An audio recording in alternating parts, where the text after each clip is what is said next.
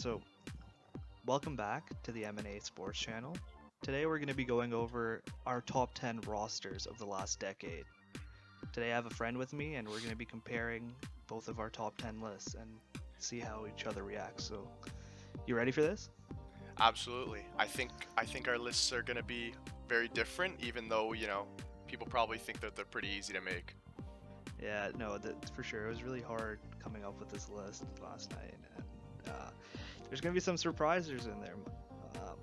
Mine are based off of entertainment value, regular season, Mm. trophies won by players, things like Uh, that, and then Stanley yeah, Cup wins, of course, as well. But yeah. I base mine sort of around roster, as you said, but also, players playing in their prime, also the amount of cup wins, and yeah, I took regular season into account when making these lists because even though it couldn't translate into like deep playoff runs, it still showed how dominant they were. So, yeah, exactly. Yeah, it might hurt them in some places, but like overall, like a yeah, team that does well in the regular season, that roster is still one of the best, right? absolutely. All right. So you want to start off with your 10 and then I'll go with my 10? Sure.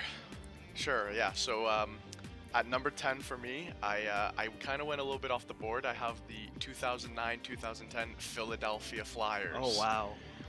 The team had a lot of talent during their cup run that, led them all the way to the finals against Chicago.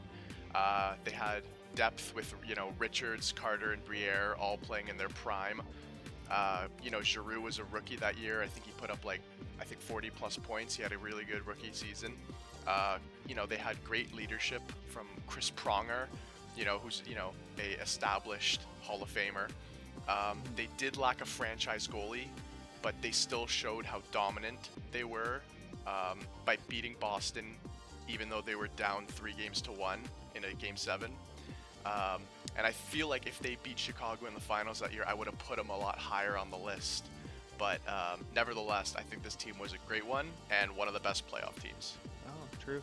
Yeah, I did not expect to see that coming, the Philadelphia Flyers. I don't know. That's a really out there pick in my opinion. I just feel like I remember watching them and I was like, wow, this team's especially in the playoffs because they didn't, do that well in the season. But Yeah. just watching them in the playoffs, I was like, wow, this team has the heart and has the intensity to go far, and they did. They made it all the way, I think, 6 games in the final when they hmm lost. hmm So I remember being annoyed because we're both Habs fans, so like yeah, to beat them in the conference final, they're the 7 versus 8. yeah, But that one was tough to swallow, but yeah. yeah, no, I respect the pick. Mine's more of a traditional pick at number 10. All right. I'm going with the 2013-2014 Los Angeles Kings.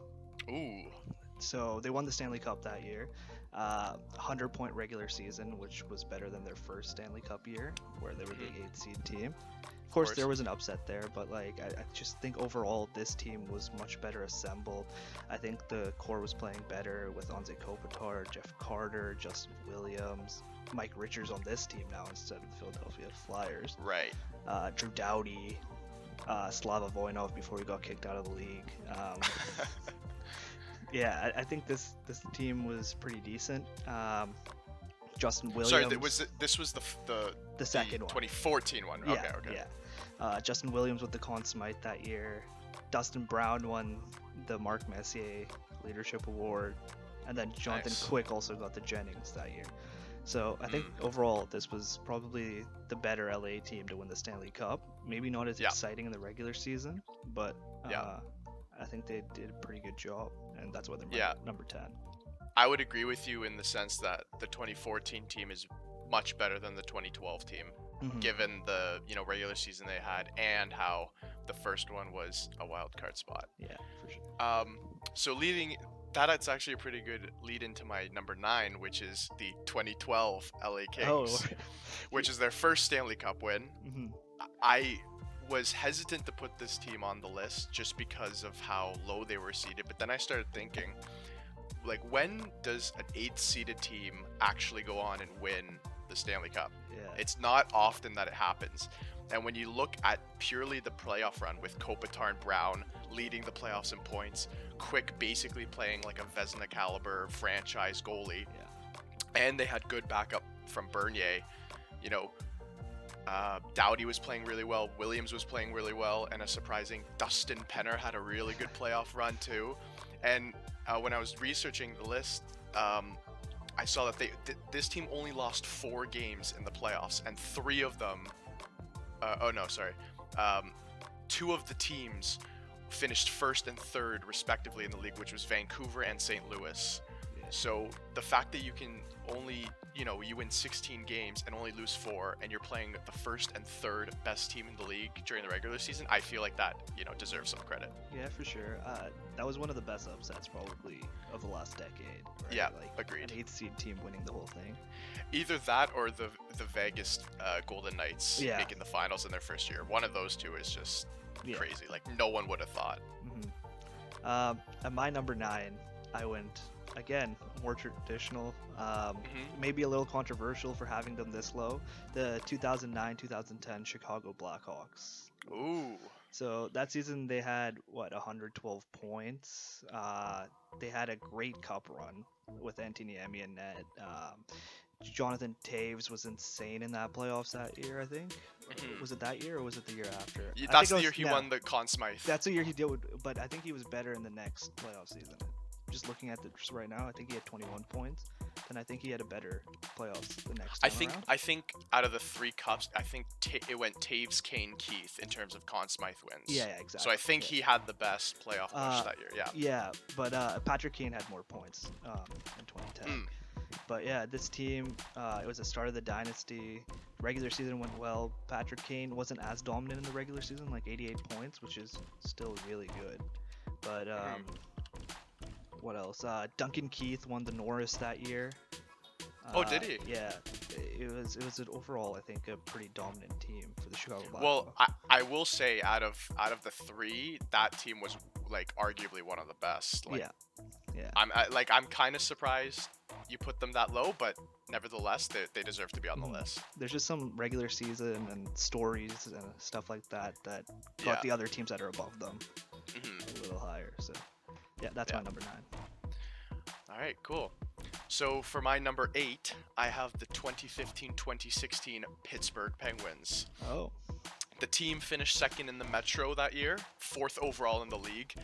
They finished behind Washington, which, they ended up beating them in a playoff series in 7 games. The addition of Phil Kessel that year really helped them get secondary scoring. They might have been lacking a couple years prior. And Malkin and Crosby were playing great. No one really won any awards. Like, Crosby didn't win the Art Ross or anything like that, but I just thought that their playoff push was, good enough to have them on the list. They are kind of low, but it's not like they're in like the top 5. They had 2 great goalies in Fleury and Murray, so they kind of had the versatility, if that makes sense. Yeah. To play whoever was hot at the time. At the beginning it was Fleury, and then they moved on to Murray. And then Letang had a great season in the regular season. He finished behind Carlson and Burns in points. I think he finished like 20 points behind, but he also played 11 less games than both of them. So he was playing almost at a Norris caliber level. They had to beat Tampa Bay in 7 games to make it to the final. Yeah. And who did they play that year in the final? I think it was San Jose. San Jose, yeah, that year, yeah. And I just feel like their cup run and their first one since 2009 deserves to be on the list. Yeah. To be honest, I think that's low for them. I think that was a really standout season. Really? But yeah, they definitely deserve to be on this top 10 list. Yeah. My number 8 is a little bit more of a shocker here, more for the story, the entertainment value. The 2018-2019 St. Louis Blues. Ooh, so nice. Yeah, they just went from dead last in the league in December to winning the Stanley Cup, and not only winning the Stanley Cup, they still ended with 99 points in the season. Ryan O'Reilly was insane that year, 77 points. Jordan Binnington just emerged what were his stats? 927 save percentage. What is this? In one season, he became a franchise goalie, or half of a season. Sorry. Exactly. Just took over Jake Allen's spot. Everyone thought Jake Allen was okay, and then that season just happened. And and then I don't know, just the sheer value a new coach coming in. That's all they needed to get a little bit of a switch up, and all of a sudden, they're Stanley Did he Cup win champions. Did he win the Jack Adams that year? Berube? I don't think so. Uh, Hmm. but Anyway, it was just regardless, happens. I agree with you. I think for entertainment purposes, absolutely. Like, what a Cinderella story they had. Mhm. I will say, I don't have them on my list. Just throwing that out there. But Yeah. I feel like if you were to put any of the teams on the list that we had already higher than that, the St. Louis team might not be as dominant. Yeah. And that's just my opinion. I will say they did have one of the best stories. They had to beat very good depth teams in the playoffs like Dallas and Mhm. in a Boston team that seemed almost unstoppable. Yeah. So I got to give credit where credit is due, but I don't think I'd put them on my list. Yeah, for sure. I can see why you would go a different way. Just my criteria, I thought, that was great entertainment value, pretty great regular season, story wise. Yeah. Yeah. So that's why they're my 8. Nice. I like the pick, honestly. Even though I don't have it on mine, I like the pick. Mhm. All right, so my number 7, I have the 2018-2019 Tampa Bay Lightning. Oh. So you probably know that this team was arguably the most feared team in the league last year. Probably will go down as one of the best regular season teams of all time. Mhm. Kucherov just emerged as like this god. He wins the Hart and the Art Ross Trophy. He finished with 128 points, which is the best since Mario Lemieux in 1996. Yeah. They had a Vezina winning goalie in Vasilevsky, and he's arguably he's one of, if not the best goalie in the league right now. I have to, given their playoff run of getting swept by a wild card team in Columbus, it definitely keeps them lower on the list than if they had made it to, like, let's say, I don't know, the conference final or the cup final. I probably would have had them a lot higher, just because they would have proved to me that they could translate their dominance from the regular season to the postseason. But I don't think I could put them higher just because of the falling short that they did. No, exactly. I agree. They definitely deserve a place on this top 10 list. That was just a dominant season. Yeah. My 7 is kind of along the same lines in the 2015-2016 Washington Capitals. Yeah. 120 points that season. President's Trophy. Barry Trotz won the Jack Adams. Alex Ovechkin won the Rocket Richard. Braden Holtby won the Vezina. Overall, that was just an insane season. Kuznetsov played so well, 77 points in 82 games. But that was another year that they lost to Pittsburgh in the second round, and that year Pittsburgh won the Stanley Cup. So you can't say that they're like they choked, but they lost to the eventual Cup winners, and I think that has somewhat of a say in where I would put them in this list. They were dominant the regular season, and that's why I'm at 7. Yeah. All right. So number 6, I have a repeating one that you already stated. I had them a bit higher. I have the 2014 LA Kings. Oh, okay. 2 LA. Now, I mean, we already explained it. Already kind of went in depth on why they deserve to be on the list. It was their second cup in 3 years. They, proved that they were still good enough. They had a great regular season, like you said. Kopitar, Brown, Doughty, Quick, they were all still playing fantastic. Yeah. Was it that year that Williams won the Conn Smythe? Yeah, that was like he played great, Mr. Game 7. And when I was researching this, I found it interesting that they went through 3 Game 7 series. Yeah, that was insane. Every single one except for the last one against the Rangers. I think they won that in 6. I think it was 5, right? It was really close games. And then or maybe it was 5. Yeah.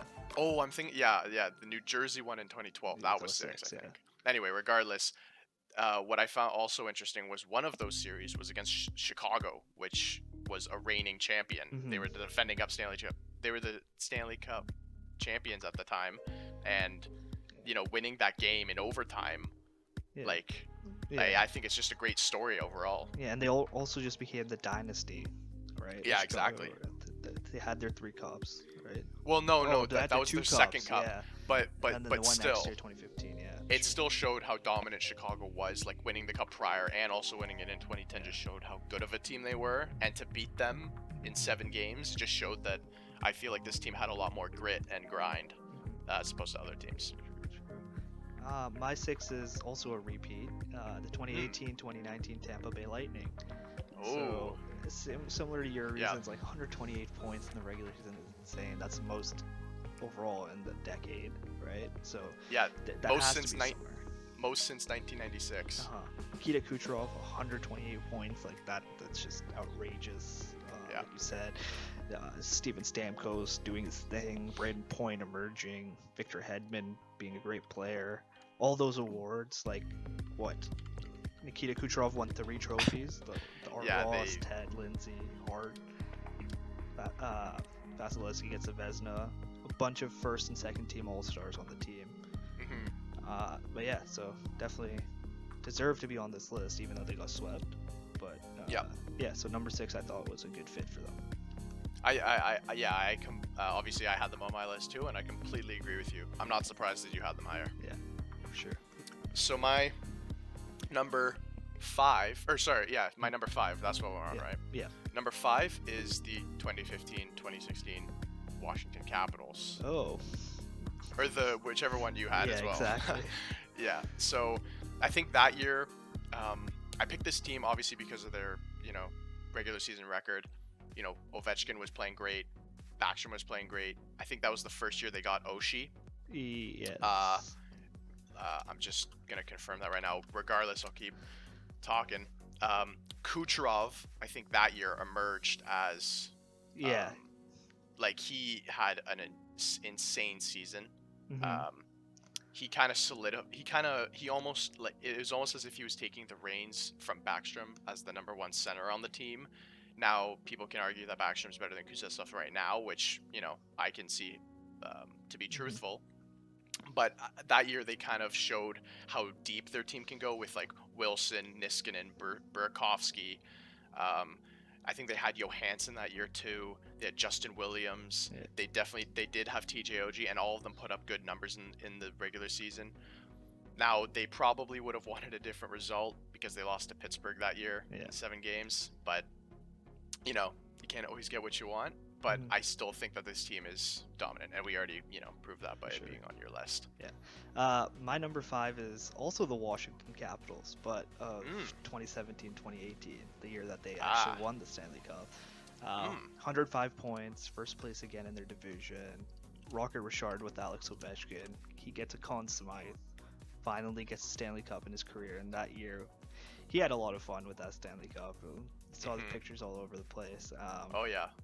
He just continued to be dominant, and this team, same core, and they finally got it done. John Carlson coming up big in the regular season too, and really emerged. And now look at John Carlson this year, like point per game defenseman, basically the Norris favorite. Yeah.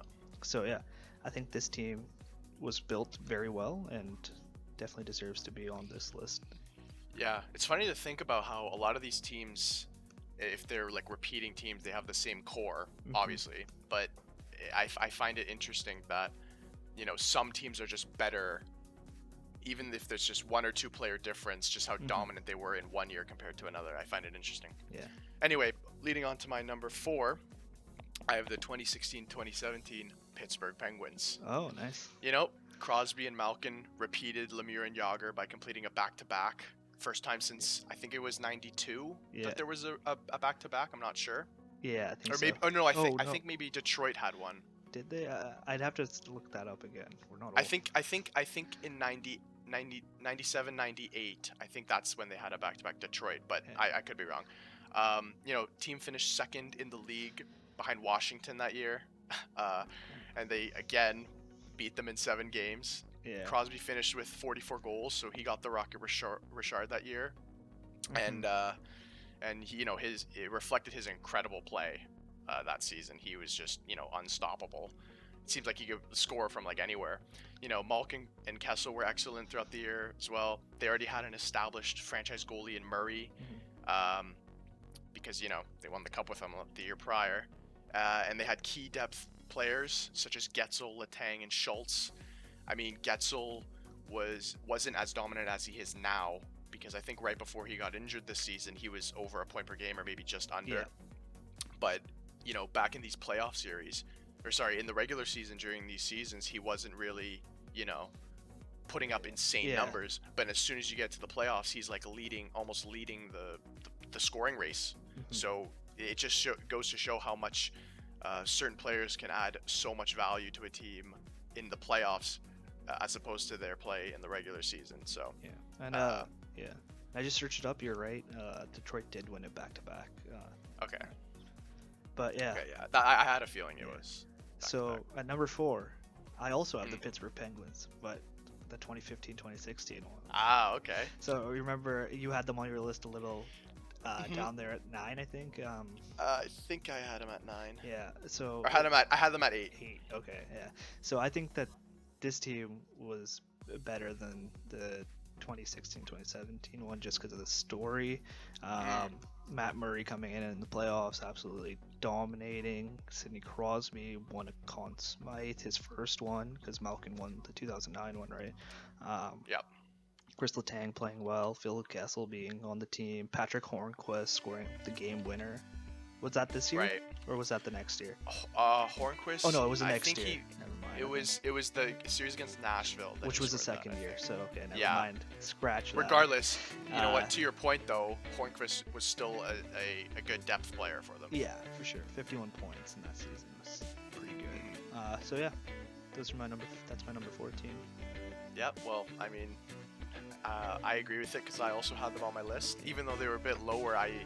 It honestly, like looking at the list as a whole, you could probably move each team up or down maybe 1 or 2. So in hindsight, it's not that big of a difference if you had them at 4 and I had them at 8. You know what I mean? So it still proves that they're such a good team. Exactly. So for my number 3, I have another repeating one. I have the 2009-2010 Chicago Blackhawks. Nice. Now, I mean, we already basically went through it with you. They had a good regular season. Kane finished with 88 points. Keith had a good year. Did you say Keith won the Norris that year? Yeah. I think he won the Norris that year. Taves and Sharp were playing really, really well. I think that was like Sharp's career year, or was one of the best years in his career.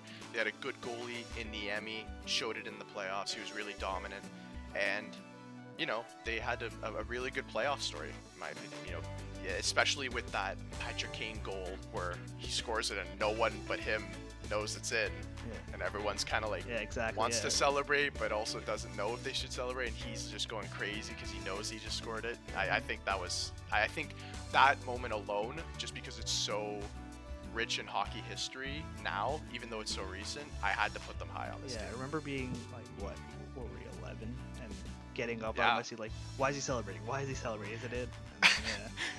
And then, that's a great memory. And obviously going back to when we said how Philadelphia beat Montreal that year, I definitely wanted Chicago to win against them.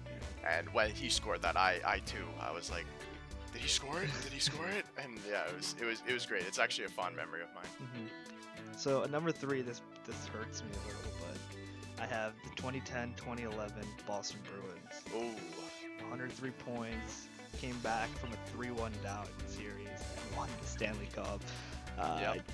David Krejci, Milan Lucic, Patrice Bergeron, like they didn't have like super high scoring in the regular season, but like I think that was like supplemented by the fact that they had really good defense all year and really good all-round play for the team. Like Nathan Horton was on the team, Mark Recchi, Zdeno Chara. They won a bunch of awards too, right? Tim Thomas got the Vezina, Zdeno Chara got the Messier. Tim Thomas also got the Conn Smythe, I believe. And both Tim Thomas and Zdeno Chara were on like the first and second All-Star team of that year. So as much as it pains for me to say it, they're my number 3. Well, I guess it's gonna pain me a bit more to say it because I have them at number 2. I mean, like I put this team down at number 2 because they basically, excuse me, had everything. They had great heavy hitting defense from Chara. They had good depth in the defense with like Seidenberg and Boychuk. Um, sorry. Um, they had exciting young talent in Sagan, Marchand, and Lucic, who were all under 23 at the time. Mhm. They had great depth players: Bergeron, Krejci, Horton, like you said before. Thomas was playing like he was the best goalie in the league. Um, and they had to go through Vancouver, who was arguably the Cup favorite at the time. They won the President's Trophy, and that team with the Sedins and the Burrow line, like to beat that team, you had to be really good. And I feel like to Yeah. win 4-0 in a Game 7 kind of shows Yeah, that exactly. you deserve the cup. So I agree with you 100%. I had them just one spot higher. Sorry. Only the Habs beat them in the playoffs that year. That was the first round, Game 7, right?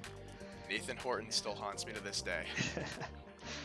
All right. Are you sitting down for my number 2? Because it's gonna I'm sitting shock down. you. It is absolutely down. going to shock you. For Okay. number 2, I have the 2010-2011 Vancouver Canucks.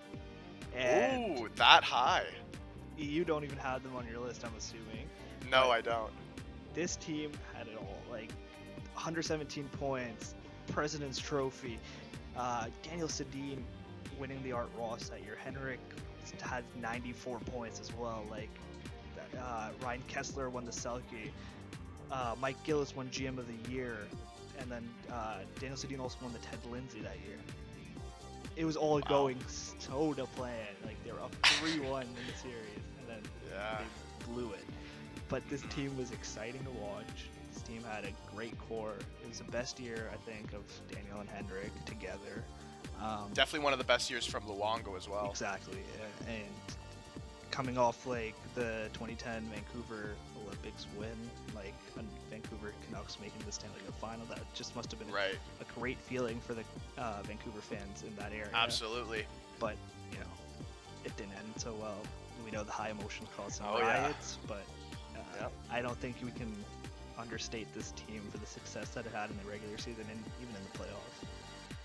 Yeah, well, I will say that even though I don't have them on my list, I'm kind of taken back because I probably should have put them there. Yeah. Like, you bring up a lot of good points, how dominant the Sedins were that year. 117 points doesn't come from luck. Exactly.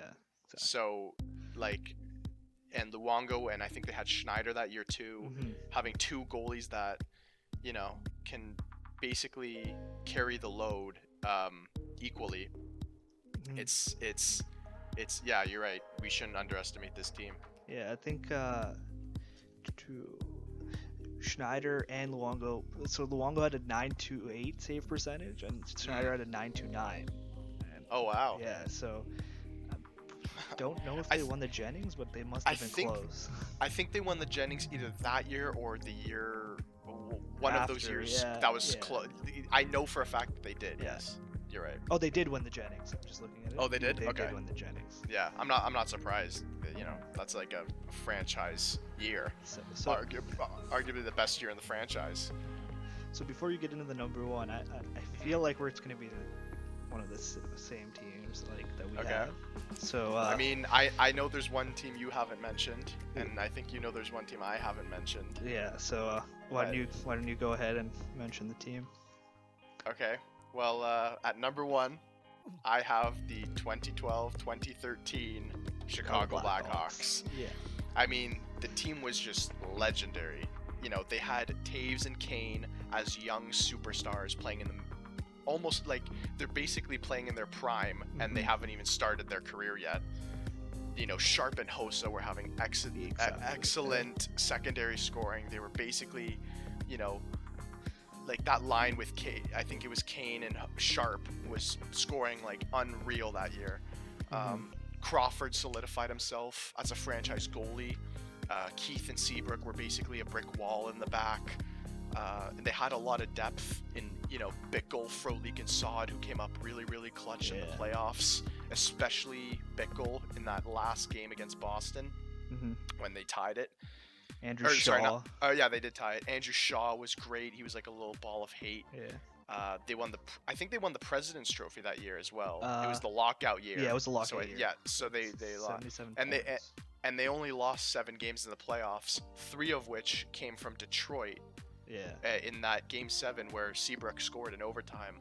Mhm. So, I mean, they had a great regular season. They had great players. They won clutch games in overtime and Yeah. had probably one of the most exciting rosters in recent years. Yeah. I think this team is the best of the decade, and if I were to put them against any team in this list, I think they would win. Yeah. So yeah, mine's obviously the same. 2012, 2013 Chicago Blackhawks. All the reasons you mentioned, I agree with. Corey Crawford, Ray Emery winning the Jennings that year just shows how good their goaltending and defense was. Jonathan Taves won the Selke that year. That was just an insane season. It was the season Patrick Kane won the Conn Smythe. Yes, yeah, it was. Yeah. And then Brian Bickle, right, in the playoffs that you said, Yeah. came up big. So yeah, I think they're definitely the unanimous number one team. Yeah. I'm sure a lot of people that would watch this would disagree with us at some points of our list. We both disagree with each other at different points in the list, right? So, Yeah, I mean, even if you agree with all of the teams we put on the list, you probably don't agree with the orders that they're in. Mhm. So we basically made this video just to, create a discussion and, try to, I mean, I'd be surprised if I wouldn't be surprised, sorry, if people didn't put the Chicago team at number one. Obviously we did, but there's a lot of arguments to why other teams should be there. So yeah, exactly. Don't roast me too hard for the Vancouver Canucks being second. Honestly, I think it's a good pick. Yeah. Even though I was researching the year that Boston won against Vancouver, and I researched the Vancouver team, it just went over my head, I guess. Yeah. I was like, I'd probably put them on there now if I went back, but what's done is done. So yeah, that's where this video is going to wrap up. Thanks for watching. Feel free to subscribe if you're discovering our channel. We're going to continue posting content like this. Check us out on Twitter. Yeah, Same handle. And Instagram now too. And Instagram. Leave your top 10 in the comments if you want to. Yep. And that's it for me. Yeah. All right. See you in the next video.